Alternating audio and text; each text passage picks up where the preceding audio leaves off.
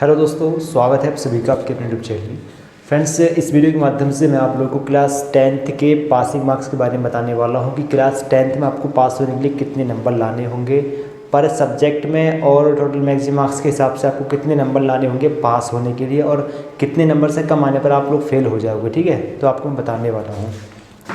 आप लोग देखें, क्लास 10th पासिंग मार्क्स के बारे में बात कर रहे हैं। टोटल सब्जेक्ट होती हैं आपके पास 6 सब्जेक्ट आपकी ये होती हैं: Hindi, English, math, science, social science और ड्राइंग। तो यहाँ पर सब्जेक्ट कुछ और भी हो सकती है। ठीक है, सब्जेक्ट मैंने आपको ये बताई हैं, कुछ और आपके सब्जेक्ट हो सकती हैं। तो ये 6 सब्जेक्ट होती हैं 10th में। अब पासिंग मार्क्स क्या होता है, तो देखिए हिंदी का जो पेपर होता है वो होता है 70 नंबर का। 30 नंबर का आपका प्रैक्टिकल होता है। 70 नंबर का आपका रिटर्न पेपर होगा प्लस 30 नंबर का आपका प्रैक्टिकल होगा। कुल मिलाकर आपका ये 100 नंबर का होगा। अब ये जो आपका 70 नंबर का पेपर हुआ, इसमें से आपको पास होने के लिए 23 नंबर लाने होंगे। ठीक है, 23 नंबर पर आप लोग पास हो जाओगे। दूसरा, इंग्लिश का पेपर भी आपका 70 नंबर का होगा, 30 नंबर का आपको प्रैक्टिकल। तो 70 में से आपको पास होने के लिए 23 नंबर लाने होंगे। ठीक है, इसी प्रकार से मैथ भी हुआ आपका। मैथ का पेपर भी 70 नंबर का होगा, इसमें से भी आपको 23 नंबर लाने होंगे पासिंग मार्क्स। पास होने के लिए आपको 23 नंबर लाने होंगे। इसी प्रकार से आपका साइंस भी 70 नंबर का होगा, सोशल साइंस भी 70 नंबर का होगा, ड्राइंग भी आपका 70 नंबर का होगा।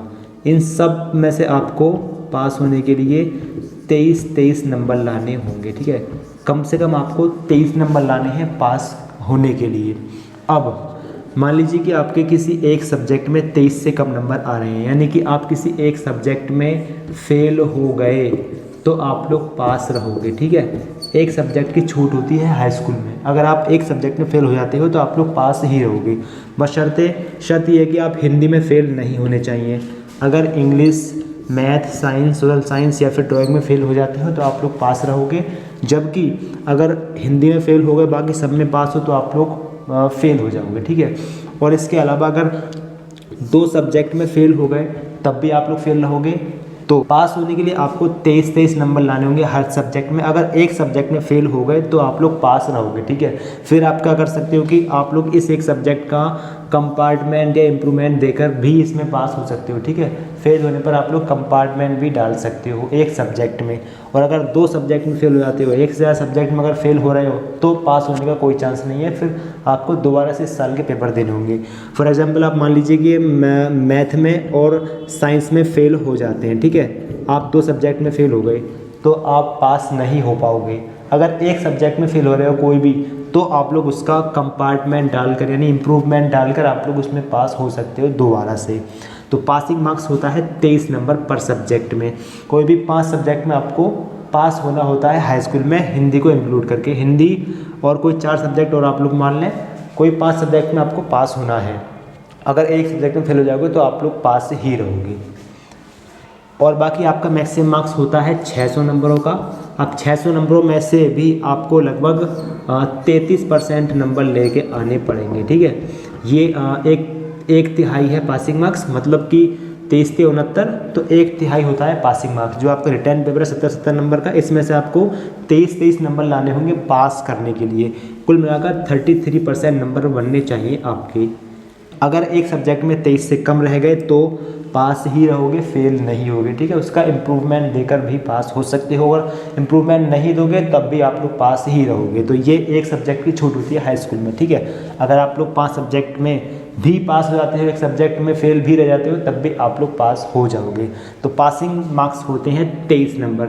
अब जैसे कि हाई स्कूल में यूपी बोर्ड में 20 आते हैं आपके MCQ।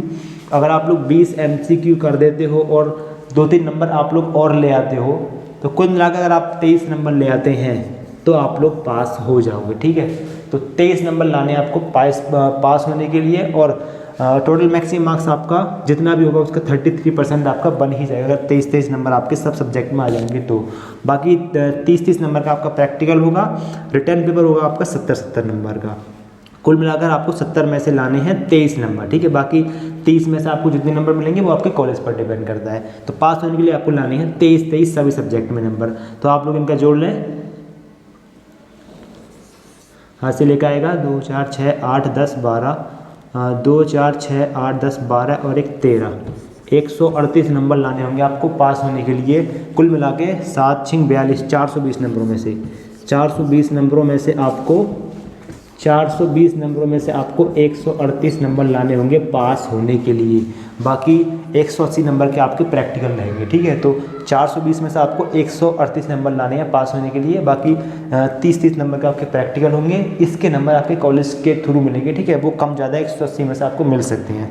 फिलहाल पेपर होंगे आपके 6, जिसमें कि 70 नंबर के 6 पेपर होंगे। 420 नंबर का आपका मैक्सिमम मार्क्स हुआ रिटर्न पेपर का, जिसमें से आपको 138 नंबर लाने हैं पास होने के लिए।